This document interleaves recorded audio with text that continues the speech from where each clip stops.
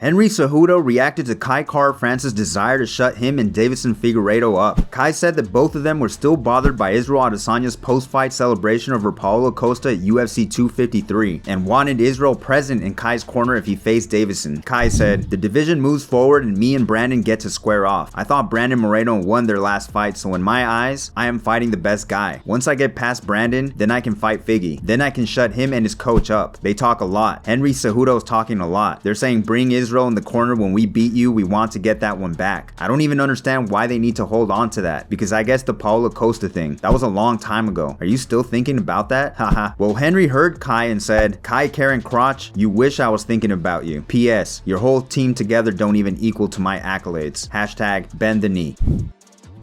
Gilbert Burns isn't a fan of Paulo Costa's antics on Twitter. Tweets like in this video that I'll link at the top right of the screen. Gilbert thinks Paulo's a clown for it. He also said he would show support for Luke Rockhold when both Luke and Paulo fight one another. Gilbert said, "Nothing against Borrachina, but I think he's a clown. I look at his Twitter and he just posts bullshit.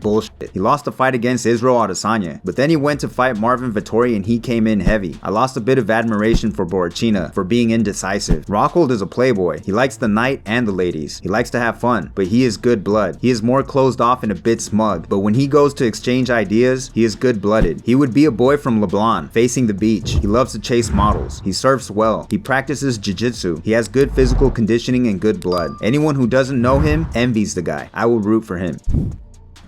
Jiri Prochazka says that he's excited to fight a true warrior in Glover Teixeira and is confident that he'll get the finish to become the champ at UFC 275 this weekend. Jiri told Just Scrap Radio, "I'm excited. I respect him because he's a normal guy, a true warrior. He got the belt at his age. He's beaten many guys and has won a lot of fights against young guys, strong guys. It's amazing, especially the Smith and Santos wins. That's the guys in the best shape and he proved that he is a true champion. But my time is coming. I just have to do my things and my strategy. I will show my evolved self from my last fight. I'd like to finish the fight and not leave the fight to the judges. I just can say that I'm going for the win from the first second of the fight until the knockout. If it's a first round knockout, I'll take it. If it's in the 5th round, it doesn't matter. I have to be ready for every possibility. It will be amazing." Joanna Jedrzejczyk hasn't fought since her loss to Zhang Weili at UFC 248 in March of 2020. She said she sorted out personal affairs and got an increase in pay from the UFC during her absence. Joanna felt that with her personal issues sorted, with a 5-month training camp at American Top Team, and Zhang experiencing some defeats, things will be different in this rematch and she'd take a surgeon's approach. Joanna said, "It was my personal decision to not fight. The first break I took was after the fight with Valentina Shevchenko. I needed that. When I was the UFC champ, I was fighting very often. I was very active. One of the reasons I took a longer break was the time for myself. We don't have the balance between the private life and the business and sports life. Then there was no fans at the arena, and for me, there is no sport, any sport, without fans. I'm happy I can perform in front of thousands of people in the arena or watching TV. I think that she's not the same after our first fight. Of course I lost, but she's not the same. But she's still one of the most dangerous in the division. It's going to be a hell of a fight. I just have to put the gas pedal down and be first. Violent, but smart from the first seconds of the fight. There is no time to be wasted in this fight,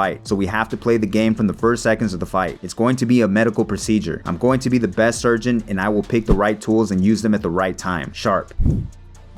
And finally, Brandon Moreno says that he made one of the toughest changes of his life leaving his gym Entram for James Krause's gym Glory MMA and Fitness down in Kansas City. Moreno made the change after losing his title to Deiveson Figueiredo at UFC 270 back in January. Moreno said, "Of course it was very hard. It was very hard. Raul Arvizu has been my coach since I started at 16, 17 years old. Of course it was hard, but people need to understand and not confuse loyalty. I still care about Raul. I still care about my team, and that has nothing to do with loyalty and everything to do with my career. The things I want to keep achieving, and the hunger I have to accomplish my dreams. I personally felt that I needed a change, something new. And I'm not talking just about training in a nice place. It doesn't matter if the place is nice or ugly. It doesn't matter if you have all the commodities. The comfort zone will find a way, and you need to realize that and learn how to identify it. Something that's brought me success personally is that I've never been afraid to make decisions just as long as they take my career further. So I decided to make one of the toughest changes of my life, because all my life I trained at Entram Gym. I still love all my training partners, but it was time for a change." As always guys, if you liked the video, make sure to hit that like button for me. If you're new, subscribe and hit that notification bell to stay up to date. Thanks for watching.